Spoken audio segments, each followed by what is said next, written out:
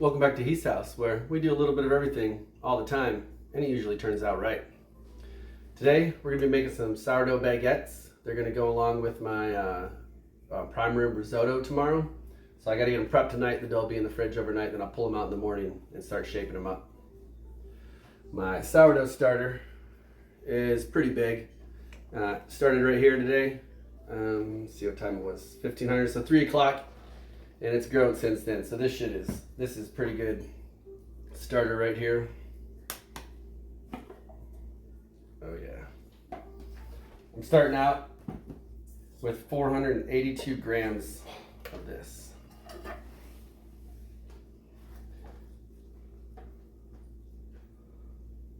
Oh yeah, it's nice and sticky, fluffy starter.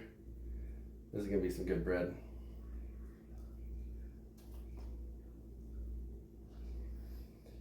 I normally don't have this much starter on hand, but my kids like crackers, and we're gonna do sourdough pretzels tomorrow, a couple batches of those. And we're gonna do some sourdough pizza dough, throw in the pizza oven.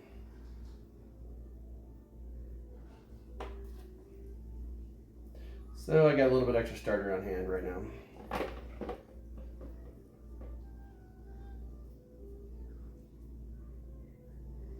All right, 482.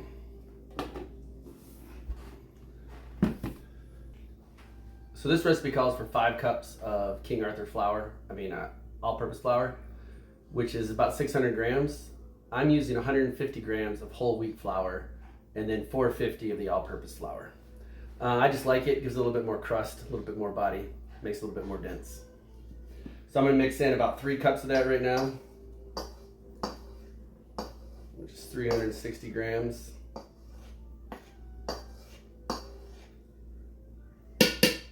Give or take.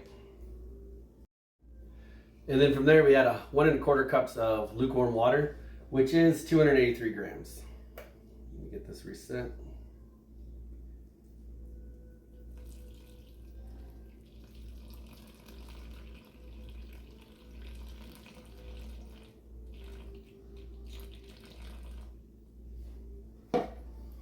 So now we just mix this up until it gets nice and sticky and everything's incorporated. You want to get that sourdough starter really mixed thoroughly with the water and the flour that's in here before we add any other ingredients.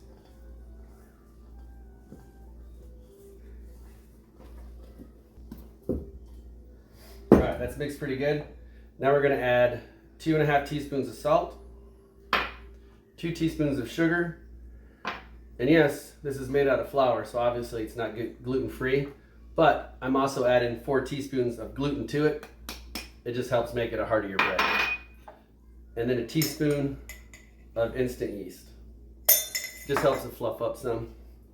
I'm gonna do this in the fridge overnight, and then I'll pull it out. So it's not gonna have as much time to rise in the morning because I need the risotto ready by 11 a.m. and I don't feel like waking up that early in the morning to get this bread started. So just do a light mix with this to get this all incorporated and then start adding this in. You may not need all the flour. I'm gonna add about half of it in right now because you don't want it to be too dry.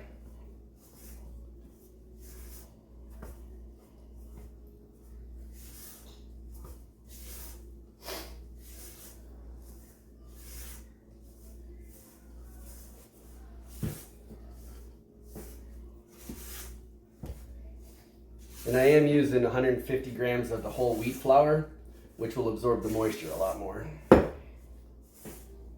right.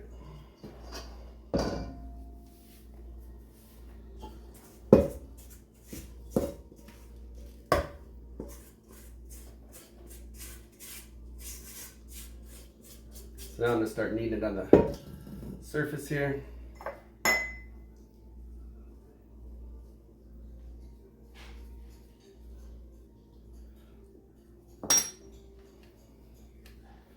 And then once I get this all into a nice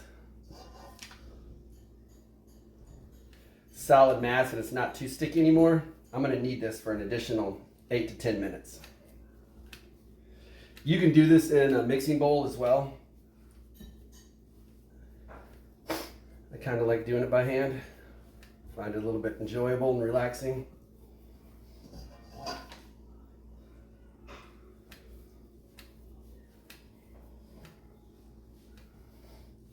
And you want to keep adding flour just till it becomes a nice solid ball.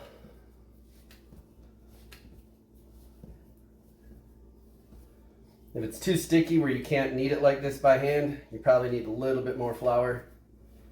But you don't want to add so much flour where it just turns into a tough mess.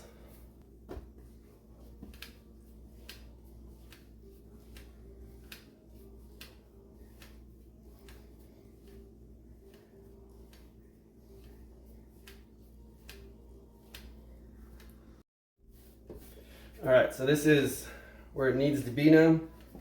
So I'm gonna let this rise in a bowl, lightly greased bowl that is. I'm gonna let it rise for about an hour and a half, and then we'll come back. I'm gonna divide those into 6 balls and then let them rest overnight in the fridge. In the morning, I'll pull them out, let them rise for a little bit, come to room temperature, and then I'll shape them into some baguettes. But yeah, it's looking pretty good. So here we go. I got it in my proof tub, and we'll let it see what it looks like in an hour and a half. And then from there, we're gonna cut it up. All right, it's been 90 minutes. We're gonna take this dough and split it up into 6 balls now and let it sit overnight.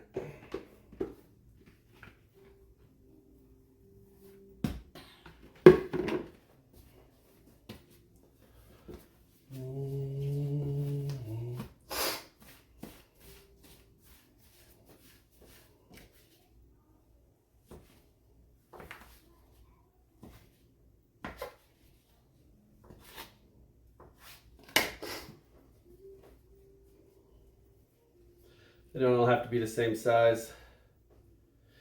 If you have OCD, you can probably weigh it out and make them all the same size, but these are all going to look slightly different anyways once you put them in the oven.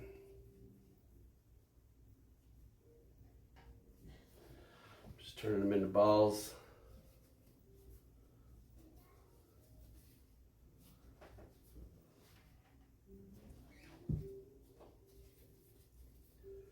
Put them seam side down, and then I'll cover them with plastic wrap just lightly.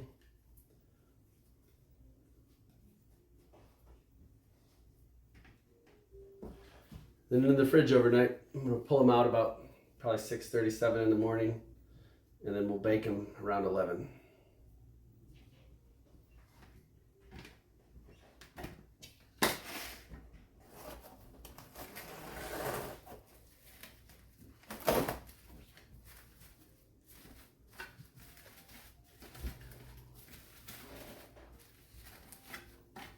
All right, and there you go.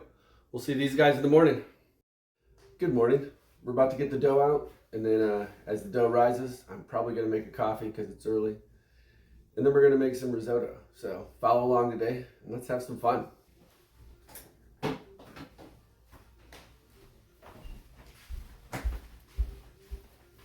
So this is what it looked like overnight. And we're gonna let this sit for about an hour, and then we're gonna form it into 6 baguettes. All right, it's been 90 minutes. We're gonna form these up into 16-inch loaves.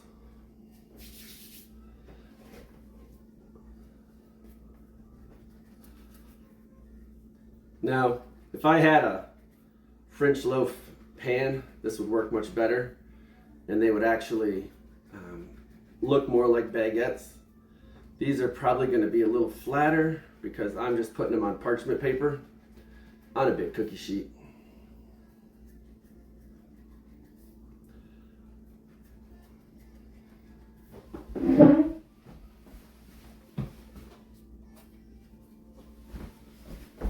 So this cookie sheet is 17 inches wide, so we want it to be just shorter than the cookie sheet.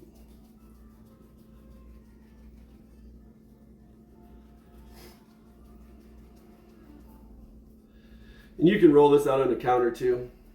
Instead of doing it like this, this is how I do my pretzel doughs. to get because the pretzel you want to be like 24 inches long, so you can get that nice little swirl to it.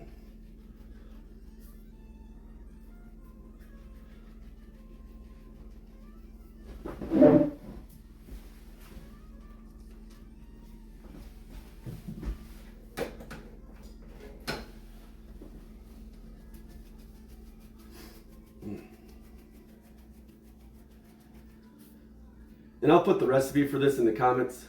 It's basically the same as the King Aurther. I just put it in the fridge overnight instead of cooking it the same day.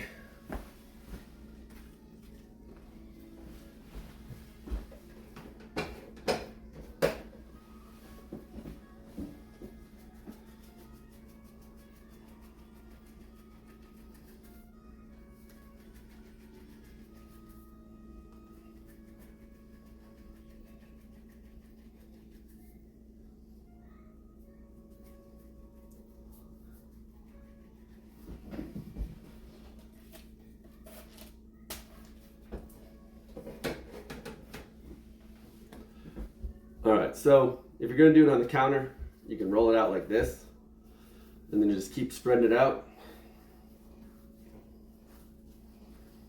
I find it takes longer to do it this way, although you do get a more even dough.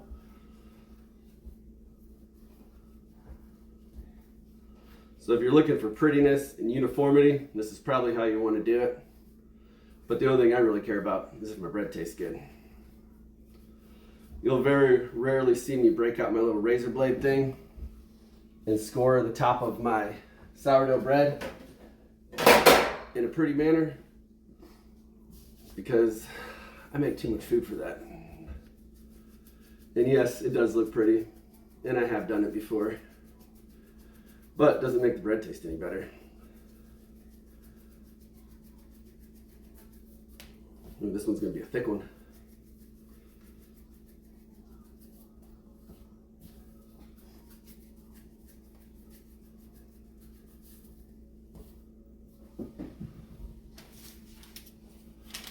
So here we go.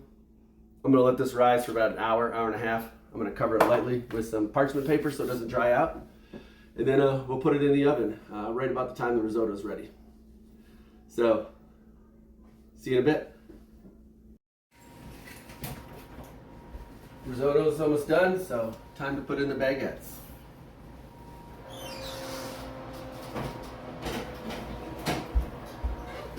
And we'll check back in a few minutes and see how they turned out. So as it happens, I was planning on having this whole video done by 11 o'clock. And it probably would have been. But then people started showing up early, so it wasn't. I had to close everything down and set it up. We had, let's see here, 13 adults and a bunch of kids, I don't know.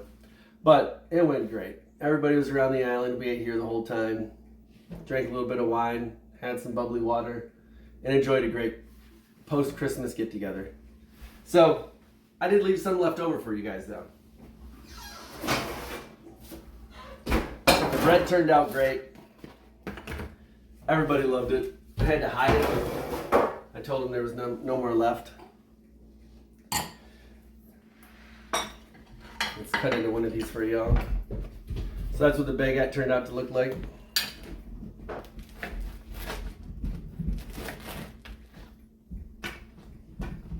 Number 3, he eats so much bread. I think he ate 2 baguettes just by himself.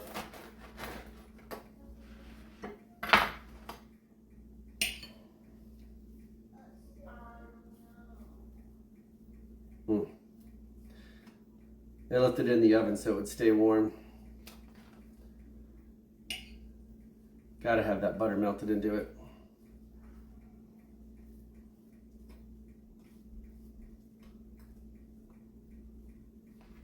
A little bit of salt. All the butter in my house is unsalted because if I need salt, I just add it myself.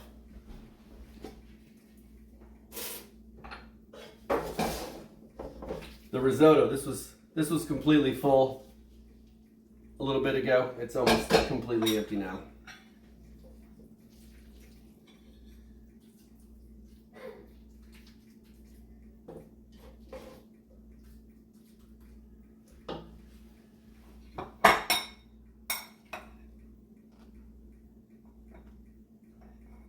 And it was delicious. So here we go. Fresh risotto with a sourdough baguette. Hope you guys enjoyed it. I'll put the recipe in the comments for both of these. And I look forward to seeing you on my island again. So I hope you enjoyed the video. Smoked prime rib risotto with sourdough baguettes. Everybody enjoyed it today. I hope you guys enjoyed it at home. Thanks for stopping into He's house, where the food is always fresh and the back deck is always open. Let me get you a little zoomed in picture here. So thanks for stopping in, and I hope you all have a wonderful holiday season and a great new year. And here's to 2025, and I hope you all have a wonderful 2025. See you around.